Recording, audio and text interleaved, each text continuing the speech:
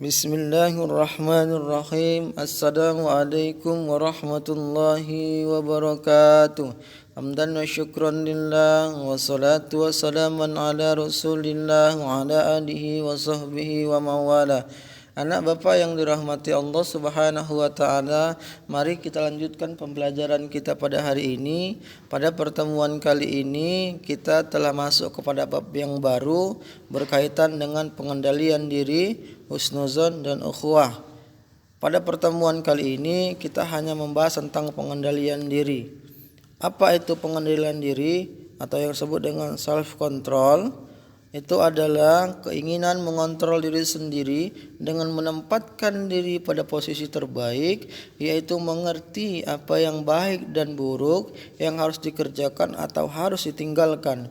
Rasulullah SAW pernah bersabda, orang kuat bukanlah yang kuat dalam bergulat, namun orang yang mampu menguasai dirinya tatkala dia sedang marah. Dari hadis lain dijelaskan bahwa an Abi Hurairah radhiyallahu anhu anna rajulan qala lin nabiy sallallahu alaihi wasallam ausini qala la taghdab faraddada mirara qala la taghdab.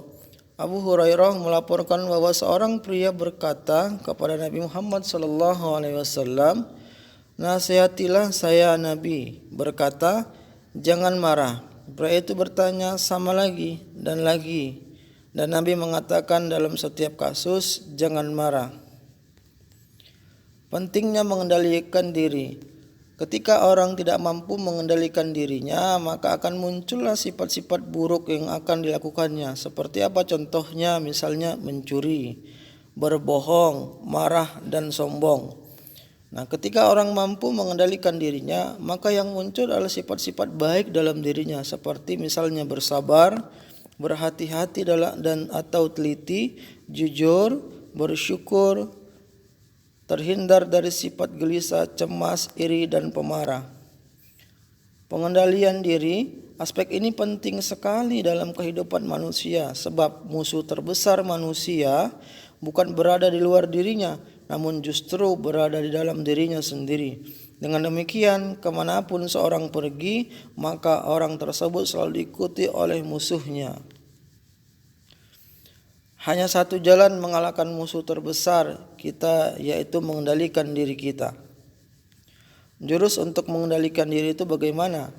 Apa yang harus kita lakukan untuk mengendalikan diri kita? Yang pertama adalah mengendalikan diri dengan menggunakan prinsip kemoralan. Setiap agama pasti mengajarkan kemoralan, misalnya tidak mencuri, tidak membunuh, tidak menipu, tidak berbohong, tidak mabuk-mabukan, tidak melakukan tindakan asusila. Yang kedua, pengendalian diri adalah dengan menggunakan kesadaran. Kita sadar saat suatu bentuk pikiran atau perasaan yang positif atau negatif muncul, sehingga kita tidak dikuasai perasaan tersebut. Yang ketiga, dengan perenungan saat kita sudah benar-benar tidak tahan, mau meledak-ledak karena dikuasai emosi, saat kita mau marah besar, coba lakukan perenungan. Tanyakan pada diri sendiri pertanyaan, misalnya, apa sih untungnya saya marah? Apakah benar reaksi saya seperti ini? Yang keempat, pengendalian diri adalah dengan menggunakan kesabaran. Emosi naik, turun, timbul, tenggelam, datang dan pergi seperti halnya pikiran. Saat emosi bergejolak, sadari bahwa ini hanya sementara. Usahakan tidak larut dalam emosi dan gunakan kesabaran. Saya sangat ingin mengetahui wajah musuh saya, sebab tanpa terlihat dia terus-menerus mengikuti saya kemanapun saya pergi. Banyak rencana saya dibatalkannya, bidikan saya digagalkannya. Dia menghambat jalan saya menuju ke depan. Ketika saya berjuang menuju kesuksesan, dia berkata dengan muram kepada saya, kamu tidak akan bisa. Pada suatu malam saya menangkapnya, memegangnya erat-erat dan mengambil cadarnya, lalu saya melihat ke wajahnya. ternyata diri saya lah yang saya lihat. Demikian yang Bapak dapat sampaikan. Mari nanti akan kita lanjutkan pada pertemuan yang berikutnya.